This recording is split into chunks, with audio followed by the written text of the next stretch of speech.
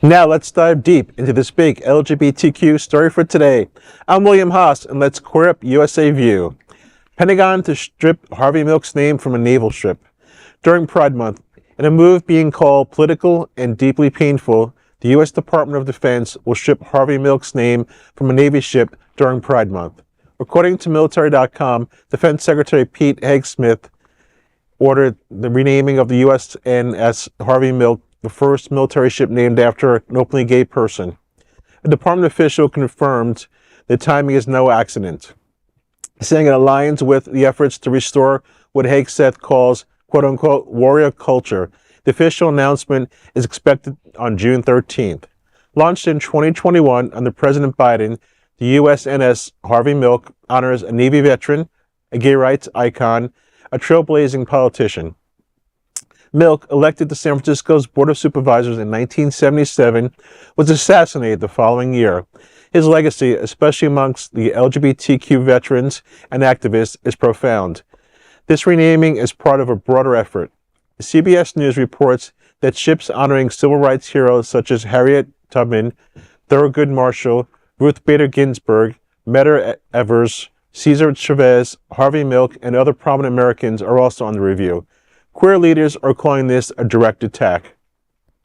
Gay California State Senator Scott Wiener said, "This is absolutely shameful. Harvey Milk was a hero. He was a veteran who served our country. He died for our community. Now Trump and Hegseth are wiping it away due to straight, quote-unquote, bigotry." Stuart Milk, Harvey's nephew, said the family is heartbroken. He spent time aboard the recent ship and recalled the pride of every sailor, regardless of background, he said. Harvey Milk's legacy is certainly enhanced and celebrated by the U.S. Navy ship. However, his legacy will not be silenced or diminished by renaming of the naval ship. It's really sad. I mean, we have all these men and women that serve in our armed forces, and he's someone for them to look up to. And now they're just trying to, whitewash it all away from us and take it away from us, and that's really sad. I know, Jason, that's probably got to really affect you, because I know when I saw this, even though I didn't serve, my dad did it. This is a shame. This is not really fair. This is someone who we look up to in our community. Yeah, it's literally someone who puts their life on the line for the country, and then the country comes back and is like, meh. Yep. Like, thank you for putting your life on the line, but you're not worth recognizing even the name on the ship. Just the other week we had the Fleet Week here in Fort Lauderdale. Lots of seamen. Yeah, lots of seamen, and we went aboard the USS New York. And we saw pieces of 9/11 and how the naming of that vessel came about. So something for like 9/11, which catapulted me into the military, that was extremely meaningful for the folks who served with Harvey Milk, the family of Harvey Milk, the other veterans, any veteran who serves the Constitution and joined courageously and out because of how Harvey Milk was. This is an insult. And then, where does our military go from here as a whole? Right. If they can do this to a name of a ship from years ago, and then talking about Ruth Bader Ginsburg and Harriet Tubman, like, what are we trying to do? It just goes back to that whole erasing history thing. And it's just, it's insulting, but it's also so numbing because he's doing it so often and so blatant.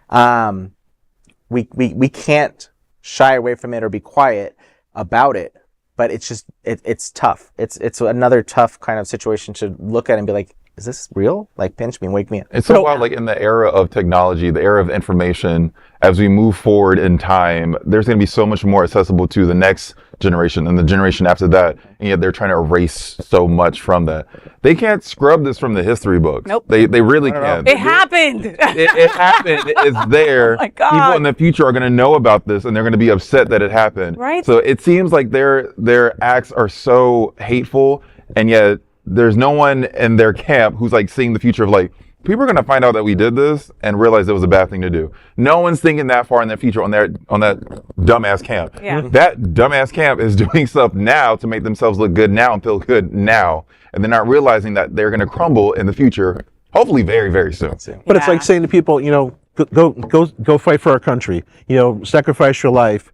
but protect everybody's freedom, but not your gay freedom. Not your You know, great right, freedom. yeah. Yeah, I mean, come on. Let's Well, the think black about folk that Yeah. also did it. Let's think Yeah. about the trans folks in the military, all right? And like, oh, we're coming for you if you don't let us know where you're at, okay? Because they don't have us counted, right? And they don't know how many of us there are, right? God forbid that they're organized in that degree. But like you joined the military, like Jason, right?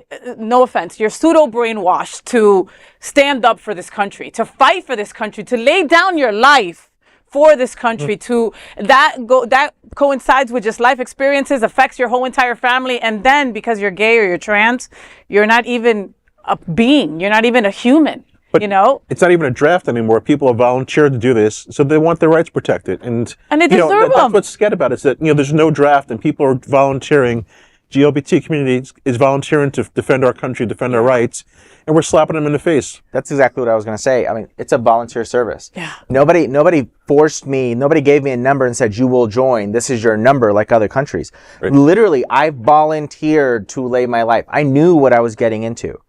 And then, while I did not know that I was gay at the time, so serving under Don't Ask, Tell and Tell was a revelation for me. But I knew that going in. But yeah, you joined the military because of Harvey Milk, because of the Ruth Bader Ginsburgs. And now, yeah, it's just... What bothers me the most about this story is that Pete Hegseth says, we're trying to restore warrior culture, right?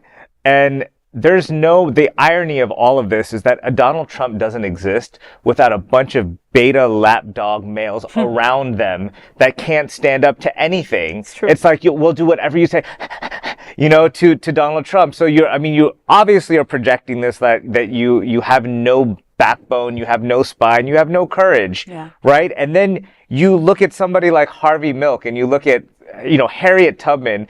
Don't you think that she was afraid that she was going to get hung, lynched for what she was doing? And I remember when I first came out and I went to some drag bars and stuff, and I was scared of drag queens, right? Because I was scared of like what they might bring you up on stage, they might expose you or something like that. Later on, as I became more comfortable with being gay, and I realized it was a courage issue, because in our kind of hyper heterosexual, male culture, it's like anything that somebody thinks that you might be gay, anything that's really misogyny, anything that makes you kind of like a woman, is probably the kryptonite to any straight guy. Like, I'm not going to do that, Yeah. So it's like getting over that. And when you can, like, those are the truest kind of warriors that are like, I don't care what you're going to say about me. I don't care what you're going to talk about. I'm going to do the right thing. And those are the biggest warriors in our community. So I'm right. F you. F you. And let's be clear that you can paint over a name, but you can't erase the legacy. All right. That's it. Harvey stood for visibility, for truth, for pride.